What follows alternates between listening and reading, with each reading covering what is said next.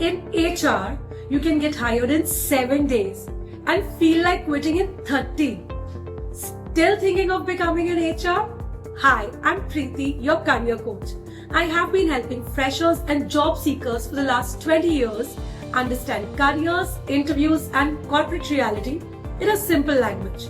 Stay till the end because I'll tell you exactly who should not enter this field. Most freshers think HR is very simple. Call candidates, schedule interviews, send emails, that's it. But that's barely 10% of the job. The other 90%? Targets, rejections, follow-ups, salary negotiations, managers chasing you, and candidates ghosting you. Let me say something controversial. Recruitment is closer to sales than HR, and that's where most freshers get shocked.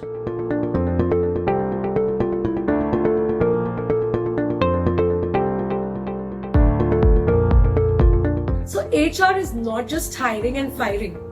HR builds teams, protects employees, ensures salaries, manages conflicts, develops leaders, and keeps the company running.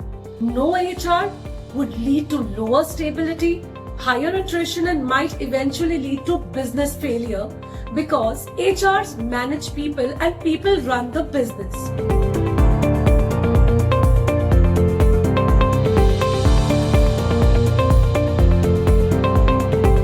Recruitment is just one part of HR. It is selecting the right person for the right role. A bad hire costs lakhs. A good hire builds the future of the company.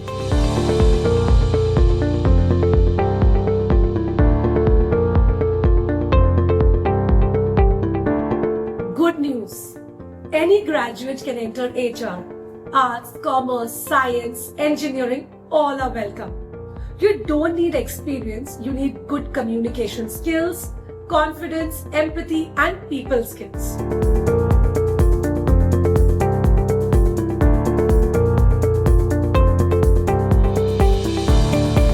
Yes, it is one of the most welcoming fields. In fact, many professionals successfully transition into HR with proper training.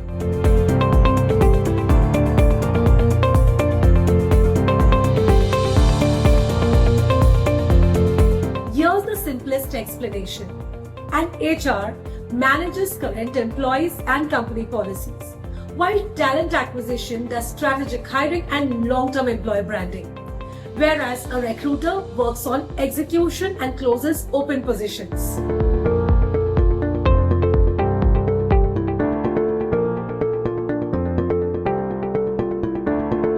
HR has one of the clearest growth ladders. At entry level, the positions are HR recruiter, HR executive, payroll executive. At mid-level, you're looking at HR generalist, talent acquisition specialist, compliance and benefits specialist. And at senior level, your options would be an HR manager, HR BP, and head of HR. You can grow from a fresher to leadership if you build skills consistently.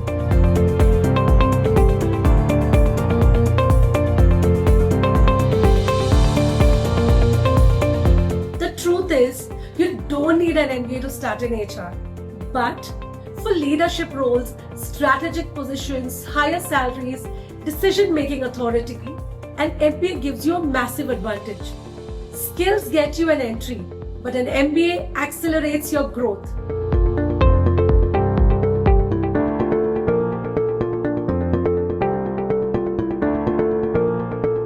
So being friendly is good enough, but you need better skills. Sourcing. If you understand how to search candidates on LinkedIn or job portals, you instantly stand out. Recruiters who learn sourcing early close positions faster in their first 3 months. And in recruitment, speed equals to survival. Follow-up. Recruitment is follow-up until closure. With candidates, with managers, with your clients. Communication under pressure. You'll talk to candidates who disappear, managers who are impatient, and clients who escalate. Most offer dropouts happen because recruiters don't handle salary discussions properly. And when an offer drops, the pressure comes back to you.